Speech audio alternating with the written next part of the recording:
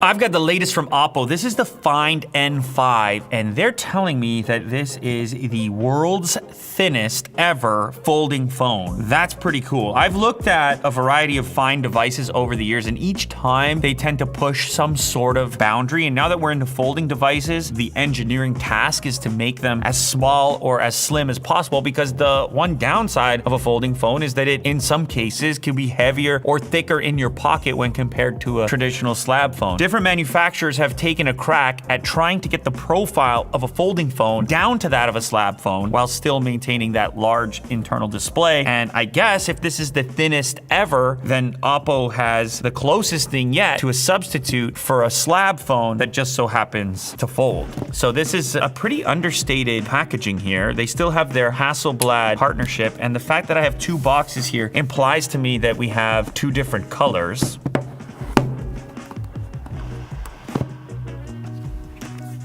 Oh man, that is extremely slim. Yeah, I don't doubt their claim that this is the world's thinnest folding phone, because in this orientation, when it's opened up, it's thinner than any tablet I've ever held. It's obviously thinner than any phone I've ever held. And now I'm curious with it folded up, how thin it will be. Because even putting two of these side by side, I presume it's still gonna be about the thickness of an iPhone. Ooh, this color is black. It's got like this matte black finish. Look how slim that is. That is as slim as a Type-C port. That's crazy. They can't make it any more slim because a Type-C port wouldn't fit. That's wild. SIM tray is down there on the bottom. That's again about as slim of a SIM tray as I've seen. The hinge is hardly there. I mean, this phone isn't even turned on. This is when it kind of shows up the most. When you have the screen turned on, you're probably not gonna see that at all. All right, let's go ahead and fold this up.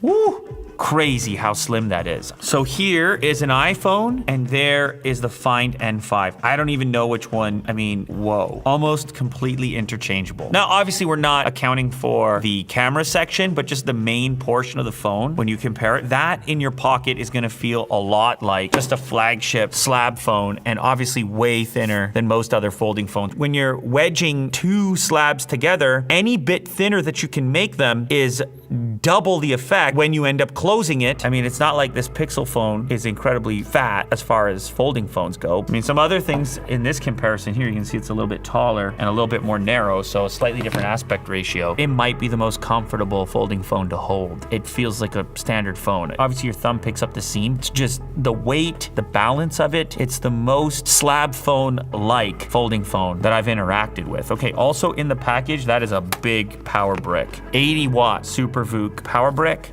Some extras here. Type-C to A USB cable, and a case. The case appears to cover up the hinge as well, and it has a leather-like feel. Simple, covers the corners. Just a half-style case. They don't bother with the front. Honestly, that's fine with me. I rarely install the front portion of cases on folding devices anyway, but they've cut it in such a fashion to allow the profile to remain slim, so it doesn't wrap over the side, just in the corners. Satisfying hinge mechanism, and almost no gap. All right, so this is the black one. Let's see what our other color option is here. Ooh, white? Yeah, white. This one has a pearlescent, reflective, and also a matte finish. I mean, this has a luxurious look. Obviously, the frame of the device and the surround around the camera is different as well. You've got silver instead of black. And I assume the case is also gonna be white. Yeah, white case as well. Okay, so world's thinnest folding phone. I'll probably take the case off just so I make sure I'm experiencing maximum thinness here. Front-facing camera is in the center of the front of the display, on the cover display, and then in the top corner for the interior display. Now, let me turn the brightness up. A couple of different options for view, and you can see we can have a split view by default or classic. I'll leave classic for now. Display is feeling snappy and wow. Tons of contrast on this display. Refresh, you can leave it in auto select, you can lock it at 120 Hertz, or you can set it to 60. I don't know what's up with this screen, but it it is, wow, it feels so close to the laminate, or maybe it's the ultra thin glass they're using. I'm just gonna tell you guys right now, this is one of the most pleasing screen experiences. It's kind of hard to explain. It almost feels like there's just very little glass between my eyes and the text, so that the text and the display itself ends up feeling very upfront, like you're interacting directly with it rather than glass on top of the screen. Will, can you come here for a second? I just want to make sure I'm not crazy here. Can you just like scroll that list on the right a little bit? Yeah, it's really close to the glass there. Am I crazy, or is there an experience happening there? Yeah, it's less glare. Like, just go back to the settings for the white background. I think it's a glare thing. Yeah, Do you see what I'm talking about? You're right. Do you see the reflection on this one? Way more glare resistant.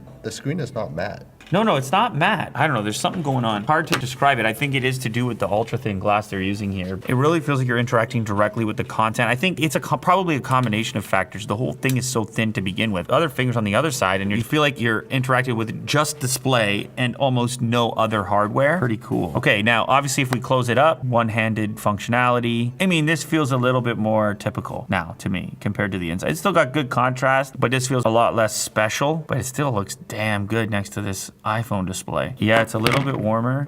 It's glare.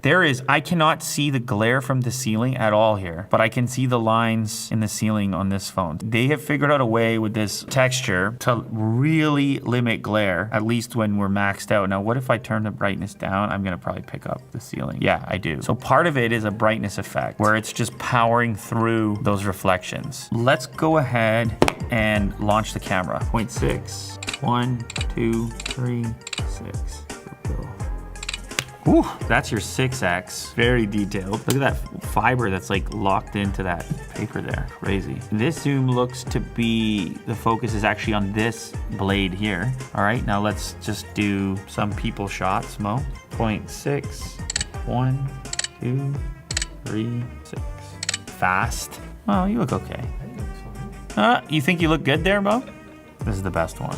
Yeah, look at that. What did he just see? Tremendous camera versatility. I mean, they're just jamming quad camera situations into these folding devices. It obviously means you end up with the bulge, but probably worthwhile. I mean, what other way are you gonna get this kind of camera performance into something that's impossibly thin like that? Small compromises when you consider the engineering achievement of the device to begin with. Let's try a little bit of video. 4K 60. 4K 60 frames. Here's Will on camera.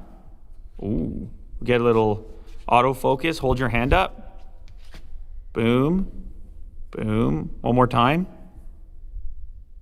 And back. Ooh, not bad. How's it sound?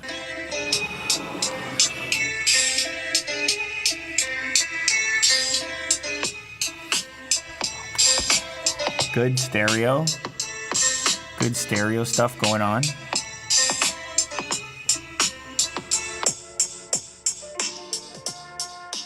The Find N5 coming in at 8.93 millimeters. Once it's unfolded, it gets even crazier. That's 4.21 millimeters. And as I mentioned, that is barely thicker than the size of a USB-C port. So you can't even really imagine how you could get it thinner than that unless you go completely wireless or something. So it's coming in at 229 grams, which is only 2 grams heavier than the non-folding iPhone 16 Pro Max. They say it's the most durable inner screen in the history of the Find N, a 70% improvement in shock resistance. So the internal display is 8.12 inches once you've got it unfolded, with a resolution of 2248 by 2480 and an effective PPI of 412. They do admit to having some kind of anti-reflective coating, which I think is key in the experience you have with this display. Now the external display is still big. It's 6.62 inches. It's also 120 hertz, 2616 by 1140. Now they're also saying the Find N5 is the first foldable to have been powered by the new Snapdragon 8 Elite chip. Now, if you know about that chip, you realize it is, of course, a powerhouse. With the Find N5, it goes a step further because now you've also got O+ Connect for Mac, which allows you to easily transfer photos, videos, and files between Oppo devices and those that are running iOS or iPadOS. Now, the other thing you can do is create a remote connection from your device